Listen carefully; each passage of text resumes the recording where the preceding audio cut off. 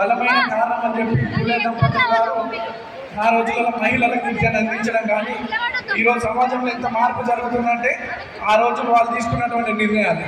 వాళ్ళకి ఎన్ని ఇబ్బందులు వచ్చినప్పటికీ కూడా ఎక్కడ కూడా వాళ్ళు వెనుకడిగేయకుండా పిల్లలకి మహిళలకి విద్య అందిస్తూ ఎంతో మార్పును తీసుకొచ్చినటువంటి వాళ్ళు.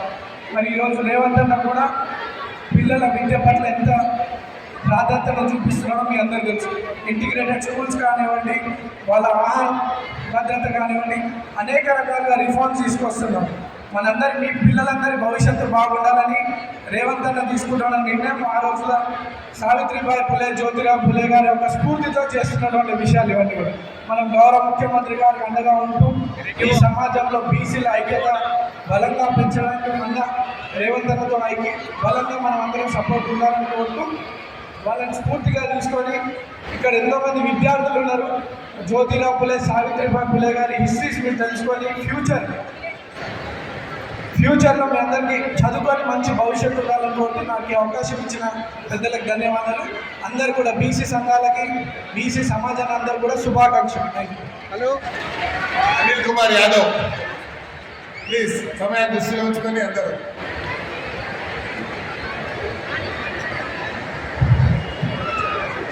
సభా అధ్యక్షులు పెద్దలు, ఖైరతాబాద్ నియోజకవర్గ శాసనసభ్యులు దానం నాగేంద్రన్న గారికి, అదేవిధంగా ఈ కార్యక్రమానికి ముఖ్య అతిథిగా వచ్చేసిన సంబంధ వర్గాల ఆశా జ్యోతి మనందరి ప్రియతమ నాయకుడు పెద్దలు రేవంత్ అన్న గారికి, అదేవిధంగా ఉప ముఖ్యమంత్రి పెద్దలు మల్లు భట్టి విక్రమార్క గారికి, వేదికపై ఉన్న పెద్దలు మంత్రివర్యులు శ్రీధర్ బాబు అన్న గారికి, పార్టీ సిఆర్ అన్న గారికి, పుల్లమన్న గారికి, అదేవిధంగా వేదికపై ఉన్న బంధుమిత్రులకు అందరికీ కూడా, చైర్మన్లకు, ఎమ్మెల్యేలకు, ఎంపీలకు కూడా పేరు పేరున నమస్కారాలు. కులగల తరపునోడు ఈ దేశంలో ఓటాడు ఒకటి తీసుకుని చేస్తే అది కూడా కోర్టు కొట్టేసింది. కనుక మా ముఖ్యమంత్రి గారు మీపైన గురుతరమైన బాధ్యత ఉన్నది.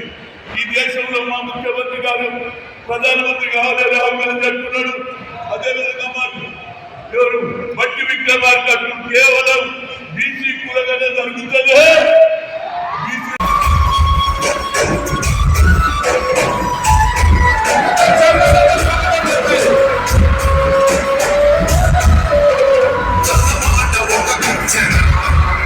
ఈ కార్యక్రమం నేనంటాను యావత్ భారతదేశంలో ఏ రాహుల్ గాంధీ అయితే కన్యాకుమారి నుంచి కశ్మీర్ వరకు నడిచిన తర్వాత కేవలం ఎస్సీలకి అన్యాయం కాదు, బీసీలకు కూడా అన్యాయం జరుగుతుందని మీ కలుపుతుంది పవర్